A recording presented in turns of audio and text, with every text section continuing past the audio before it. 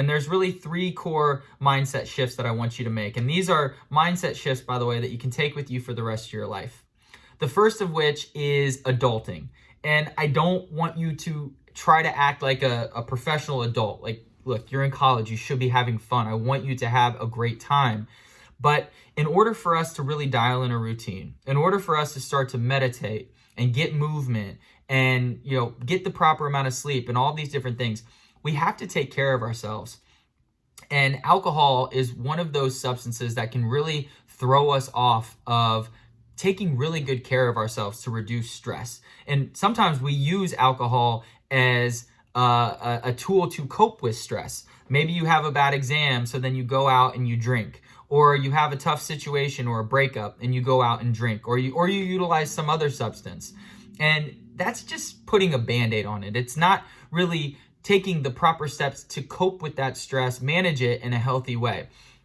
So when I say adulting, what I mean is that Sunday through Thursday, just eliminate or minimize the amount of alcohol intake that you have and focus on committing to the routine, the meditation, the movement, the sleep, all of the steps, all of the actions that are really truly going to help you take care of your brain and get the most out of your collegiate experience, so that Thursday night through Saturday, when you're socializing, when you're having fun, you're coming from a place of rejuvenation because you feel good, rather than showing up exhausted or stressed and using alcohol as a tool.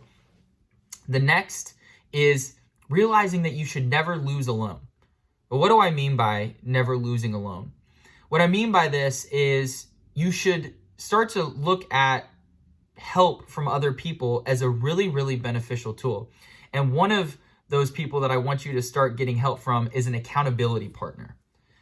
So there might be somebody on this call with you right now.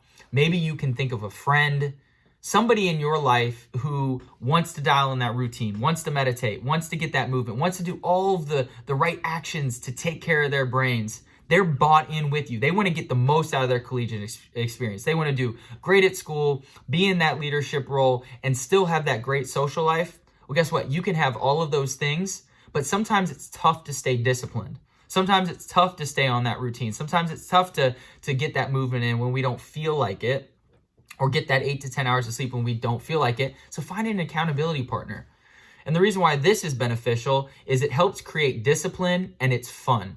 So maybe one day you don't feel like doing something, but there's your accountability partner to say, no, let's stick to the plan. Let's stick to the plan. And what's fun about it is you can grow together, right? You get closer as friends, and you develop this relationship where you're both growing together. And who doesn't love growth, right? Crushing all goals, being great at school, being great in your leadership role, having a great social life is really, really fun when you're enjoying yourself and you're not stressed.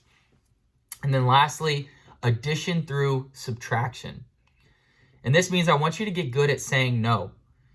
Now, when you think about those stressors in your life, what's causing you stress, are they things that you can say no to?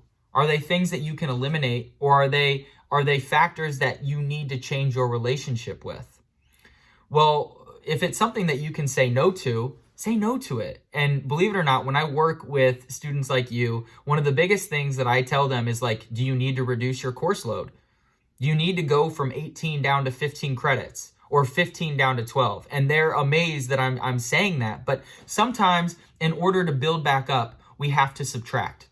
We have to start and then build momentum over time and build those coping strategies.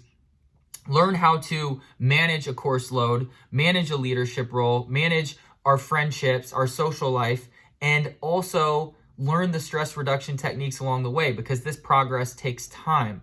So what is something that you can take off of your plate this semester that frees up more time in your day to just enjoy yourself, to not be so stressed out, not always having to be doing some task or accomplishing something?